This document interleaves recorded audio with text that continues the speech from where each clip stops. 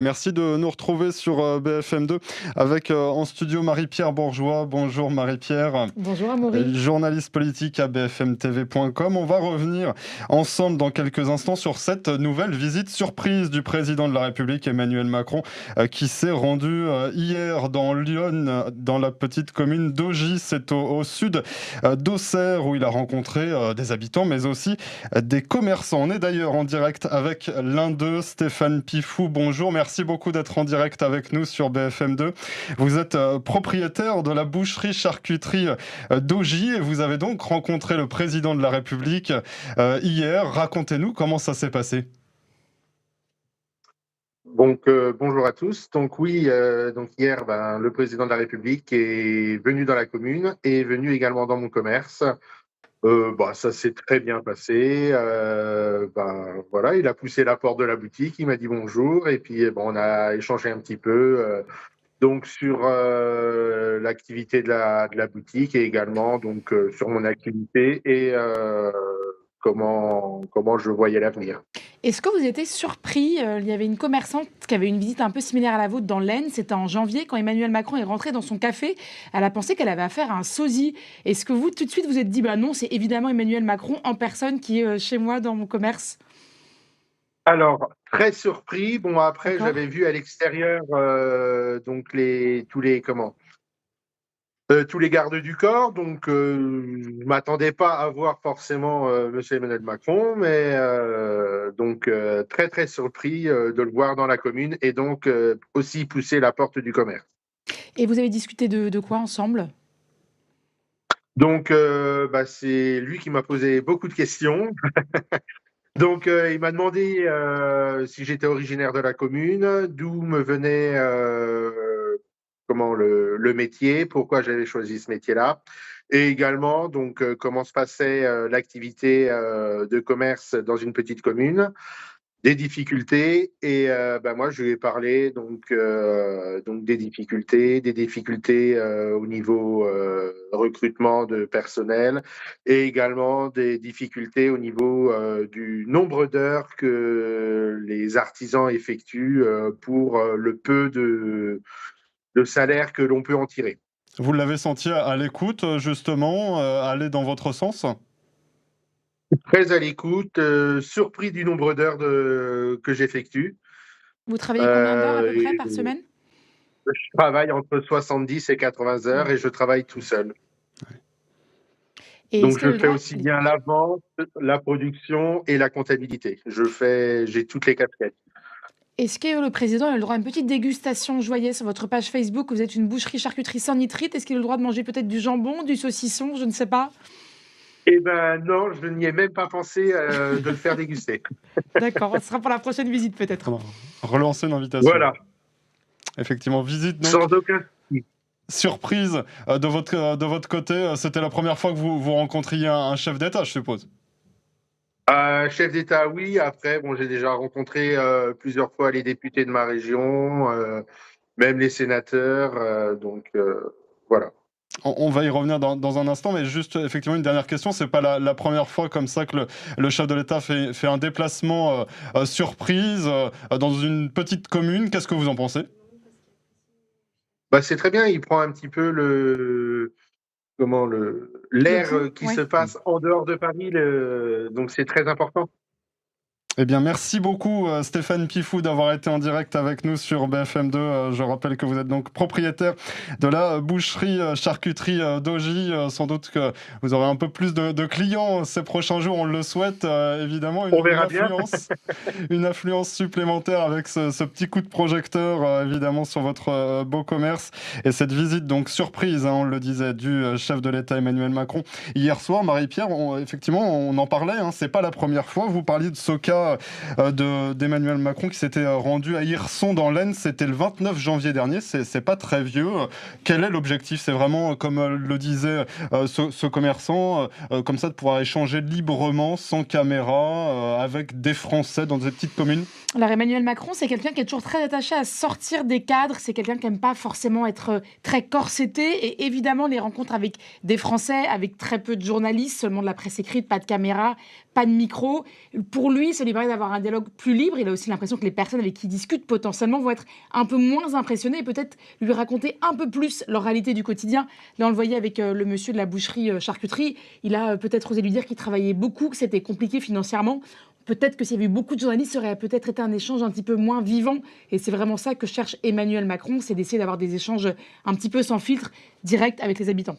Et c'est aussi de ne pas avoir de filtre, d'être directement au contact, sans avoir forcément les discussions avec des ministres qui, eux, sont un peu plus sur le terrain, avec des parlementaires aussi qui sont plus en contact avec ces gens-là. C'est lui de ressentir vraiment, sans filtre, ce qui se dit sur le terrain.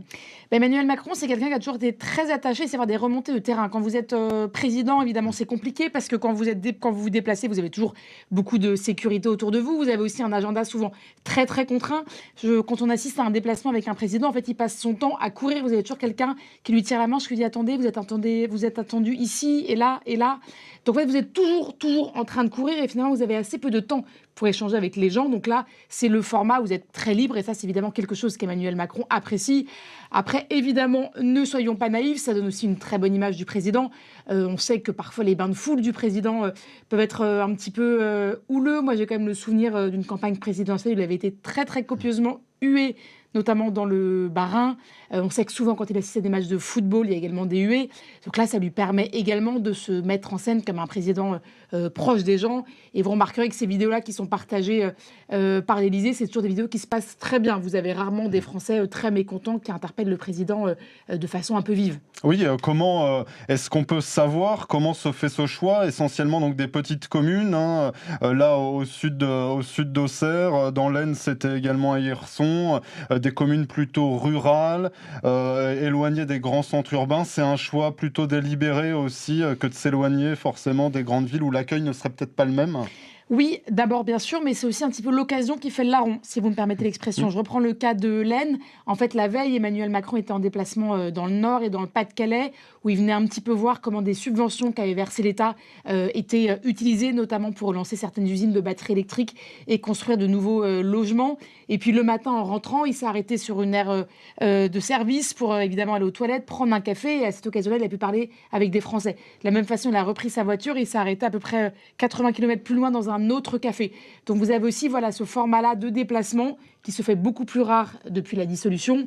Il est en route, pam, il s'arrête. Et ce qui est intéressant, c'est quand vous discutez avec les élus locaux, souvent ils sont même pas au courant qu'Emmanuel Macron vient et le préfet lui-même souvent n'est prévenu qu'à la dernière minute. Donc il y a un côté très improvisé dans ces visites-là d'Emmanuel Macron. Mais ça se passe bien justement, c'est vrai qu'habituellement il y a quand même tout un protocole, souvent d'accueil, de visite, ils cassent les codes.